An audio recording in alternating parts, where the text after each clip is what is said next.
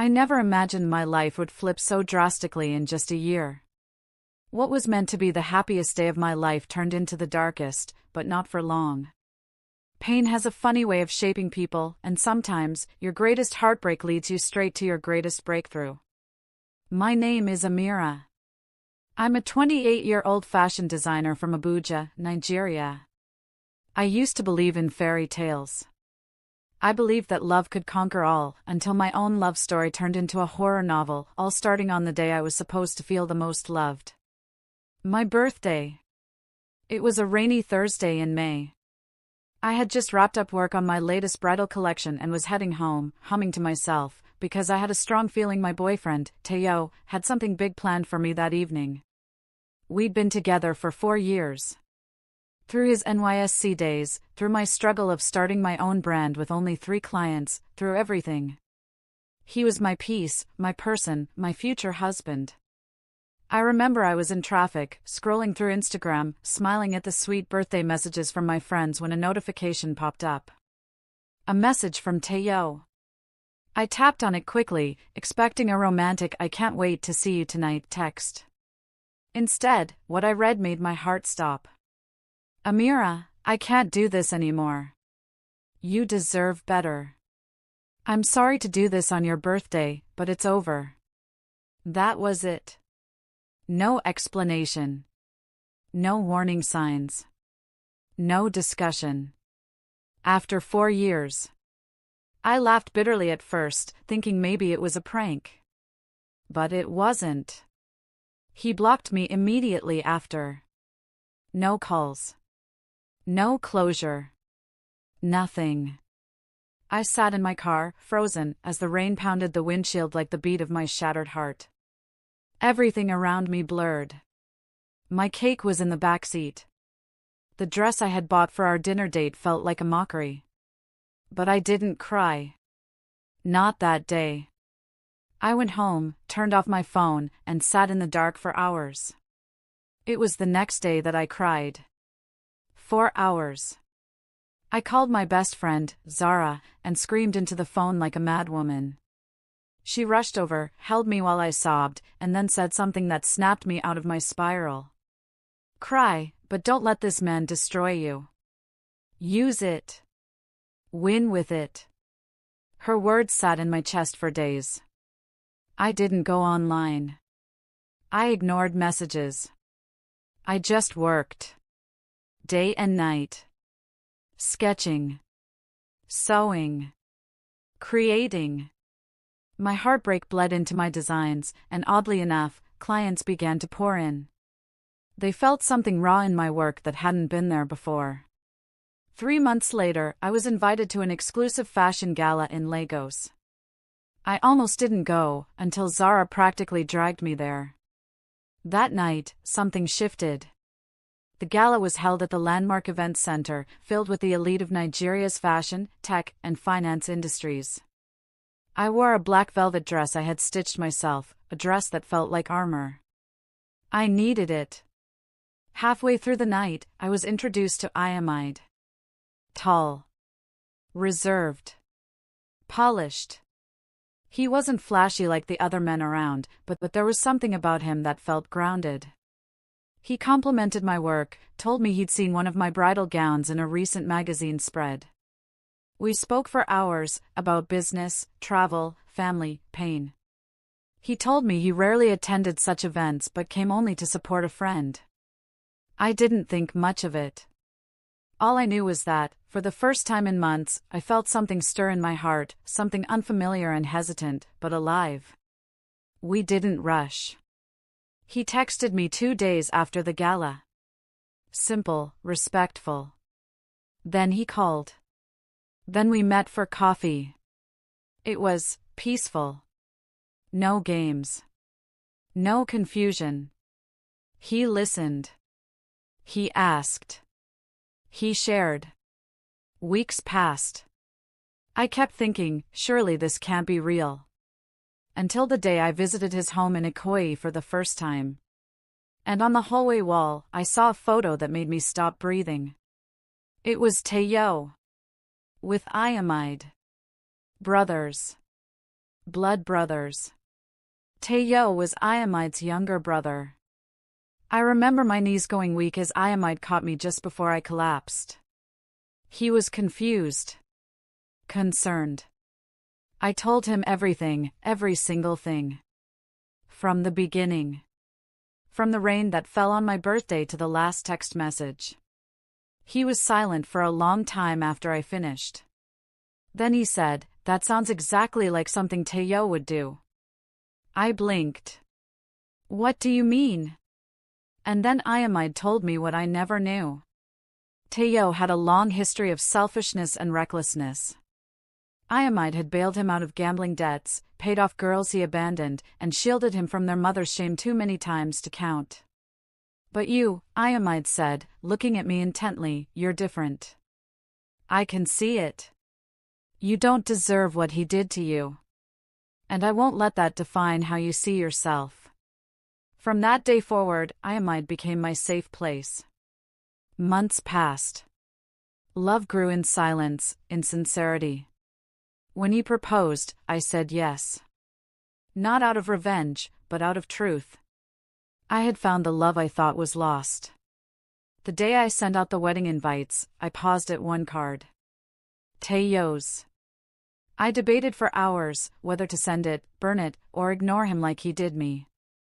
But then I remembered something my father used to say. The sweetest revenge is your peace. So I sent it. Signed, with love, from the woman you lost, now becoming your sister-in-law. I didn't hear back. But I knew he'd read it. What happened on the wedding day, though, was something none of us saw coming.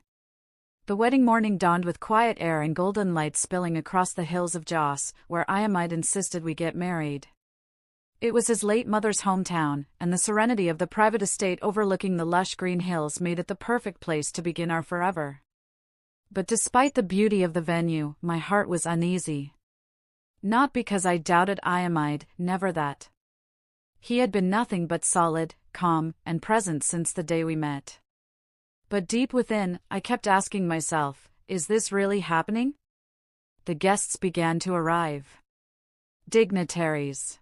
Entrepreneurs. Celebrities. Fashion moguls. Clients from Lagos and Ghana. It was surreal. I walked through the flowered archways, barely able to believe that this was my wedding. Until I saw him. Taeyo. Dressed in a navy blue kaftan. Standing in the distance near the palm-lined walkway. Alone. Watching. My breath caught in my chest. It had been over a year since I saw him last, and I had imagined this moment so many times. Maybe he'd apologize, maybe he'd come begging. But in real life, none of that happened. Our eyes met. Just for a second. He didn't flinch. Didn't smile.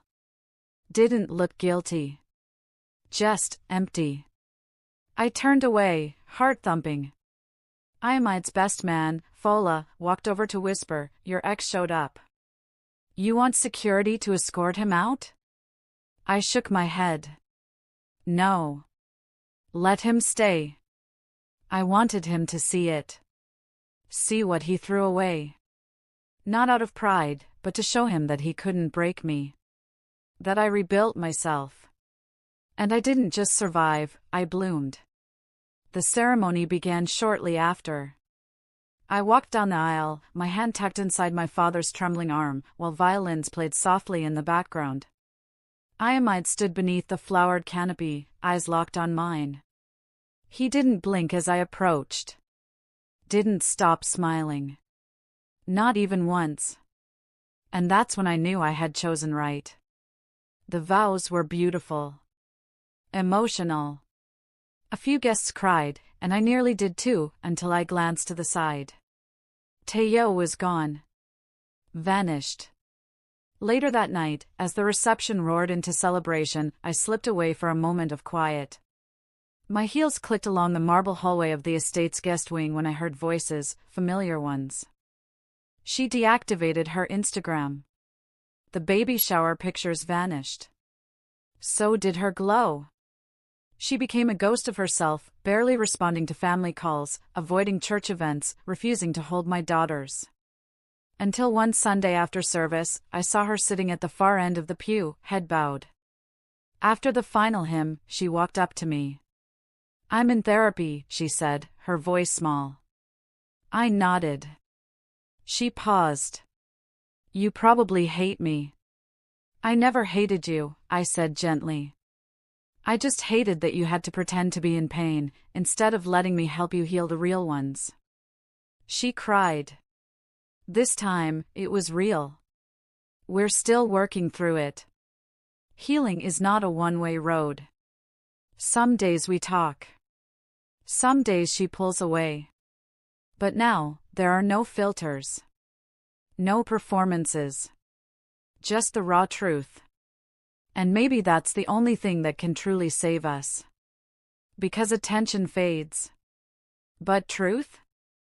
It lasts. Time has a strange way of healing things, not by erasing the scars, but by helping you understand why they exist.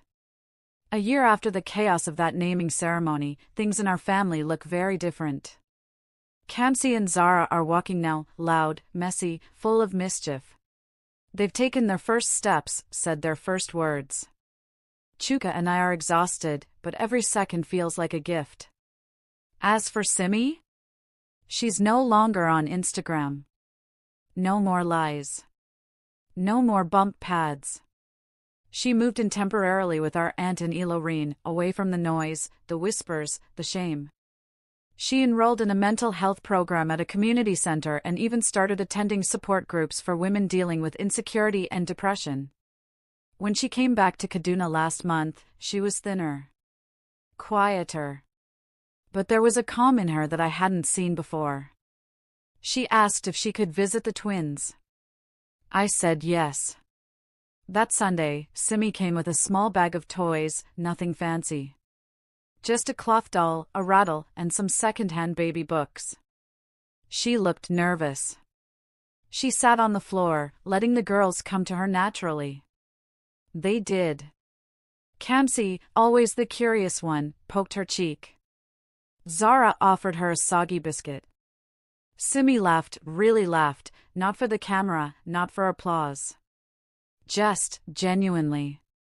Later, while the girls napped, we sat in the kitchen. "I don't deserve your kindness," she said softly.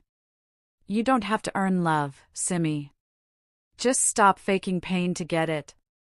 She looked down, ashamed. "I'm scared I'll never be enough unless people are clapping." "That applause won't feed you when life gets dark," I said. "Real love is quiet. And it stays." We attended a women's conference together, one focused on self-worth and identity in modern African society. The guest speaker said something that pierced both of us. "Don't compare your real life to someone else's highlight reel. You'll lose every time." Simi held my hand. That night, she posted for the first time in a year. I used to fake milestones because I didn't believe I was worth celebrating in my real state. But today, I'm celebrating my healing, my growth, and the sister who loved me even when I made myself unlovable. The comments were supportive. No backlash. Just encouragement. People admired her honesty more than they ever applauded her lies. Funny how the truth, even when messy, attracts more peace than a perfect illusion. So, what's the moral of all this? We live in a world where everyone wants to be seen. We want our lives to be clapped for, our struggles to be admired, our joys to be validated. But sometimes, in chasing attention, we lose the very people who loved us quietly, deeply, and truly. Simi taught me something painful but important. Some people fake pain because it's the only way they know how to cry for help. And maybe, just maybe, instead of shaming them, we should ask what they're trying so hard to hide. Today, my sister is not perfect. But she's real. And that's more than I could have ever hoped for. What would you do if someone close to you faked something major just to feel loved? Drop your thoughts in the comments. Don't forget to like, subscribe, and share if this story touched you. See you in the next one. Broken heart, red heart, adhesive bandage.